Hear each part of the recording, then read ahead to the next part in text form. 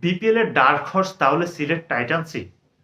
আমার কাছে মনে হয় এবারে বিপিএল এ যে কয়েকটি দল শিরোপা প্রত্যাশী রয়েছে এর মধ্যে সিলেট টাইটান্স অন্যতম একটি।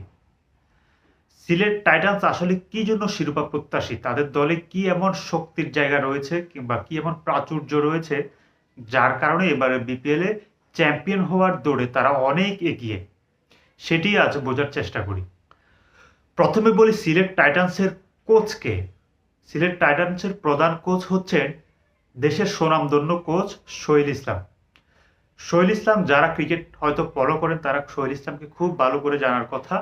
তিনি কিন্তু বাংলাদেশ দলের বিভিন্ন সময় অন্তর্বর্তীকালীন কোচ হিসেবেও দায়িত্ব পালন করেছিলেন কিংবা স্পিন কোচ হিসেবেও দায়িত্ব নিয়েছিলেন।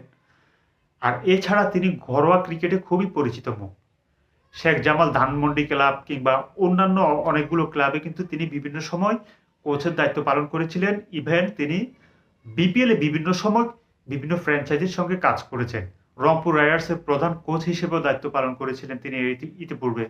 তো সব মিলিয়ে সোহেল ইসলাম কিন্তু ঘরোয়া ক্রিকেটের কথা বলি কিংবা দেশের ক্রিকেটের কথা বলি, তিনি কিন্তু ক্রিকেটটা খুব ভালো বোঝেন, যেহেতু তিনি বাংলাদেশ দলের সঙ্গেও কাজ করেছেন।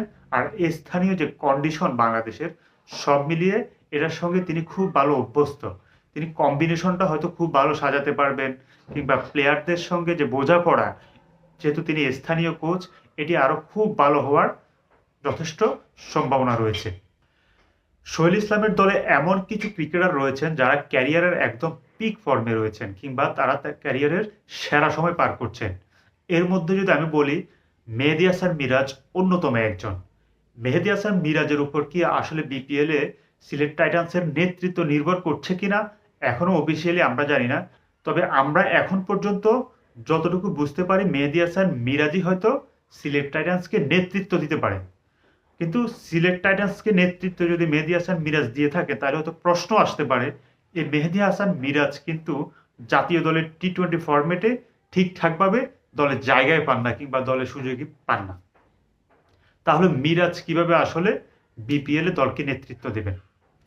কিন্তু আমি বলে রাখি, সর্বশেষ বিপিএল এ কিন্তু এই ম্যান অফ দ্য টুর্নামেন্ট পুরস্কার কিন্তু মেহেদী হাসান মিরাজের হাতেই উঠেছিল। 355 রানের পাশাপাশি 13টি উইকেটও শিকার করেছিলেন।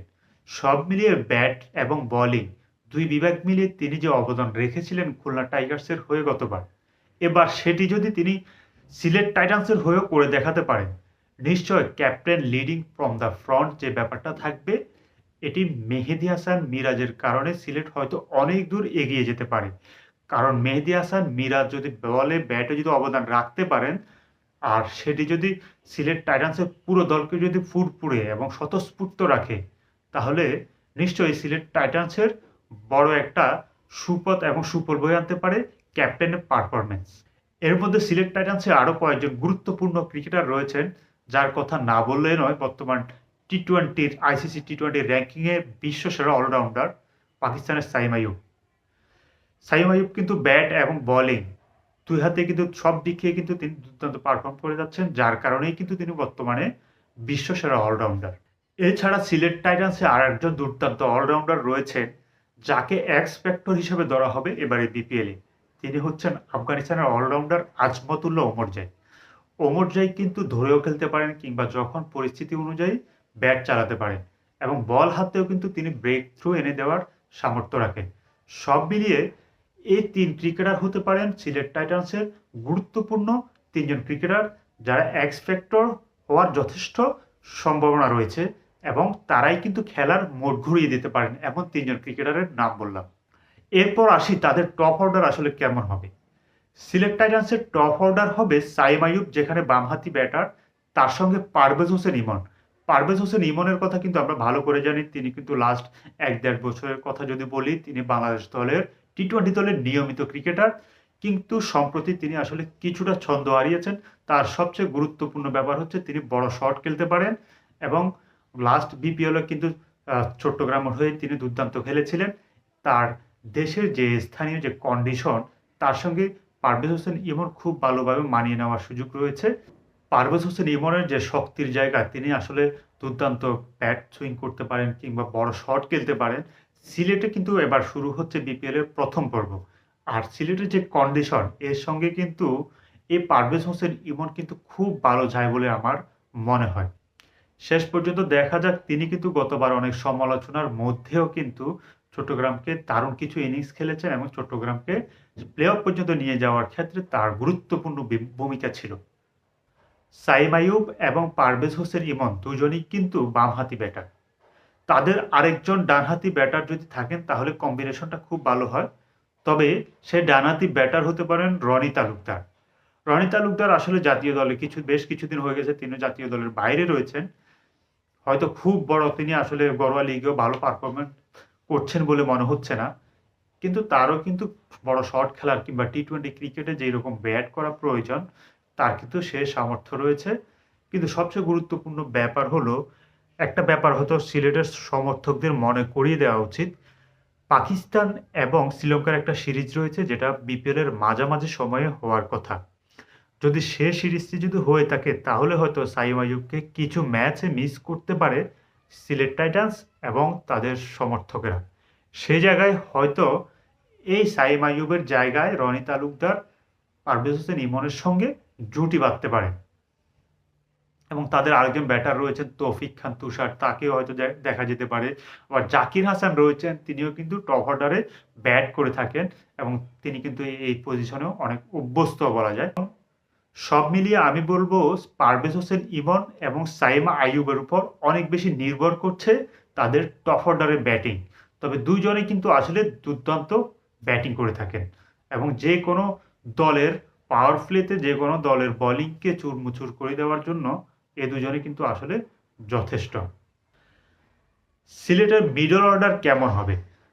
সিলেটের মিডল অর্ডারে রয়েছেন জাকির হাসান, তার সঙ্গে রয়েছেন আফিফ হোসেন ধ্রুব, অ্যারন জোন্স এবং মঈন আলীর মতো অভিজ্ঞ একজন টি-20 ক্রিকেটার।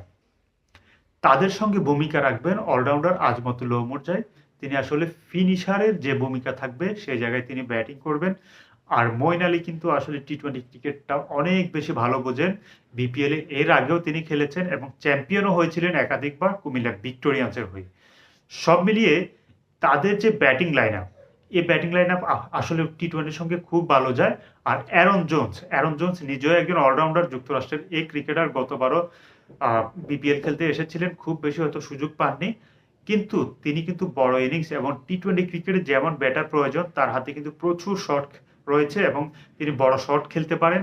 এবং এই যে অলরাউন্ডার রয়েছে তাদের একাধিক, সাইম আইয়ুব কিংবা আজমতুল্লাহ উমরজাই কিংবা অ্যারন জোন্স, মঈন আলীর মতো ক্রিকেটার, এই যে তাদের একাধিক অলরাউন্ডার থাকার কারণে সিলেট কিছুটা এগিয়ে থাকবে। তাদের একাধিক ব্যাটার এবং তাদের বোলিং অপশনটা অনেক বেশি থাকবে বলেই তারা অনেক বেশি অ্যাডভান্টেজ পাবে। তারপর হচ্ছে সিলেটের আসলে বোলিং লাইন আপটা কেমন হবে। সেখানে সিলেটের পেস বোলিং আক্রমণকে নেতৃত্ব দিবেন পাকিস্তানের সাবেক অভিজ্ঞ পেসার মোহাম্মদ আমির এবারের বিপিএল এর সবচেয়ে অভিজ্ঞ ক্রিকেটার বললেও ভুল হবে না।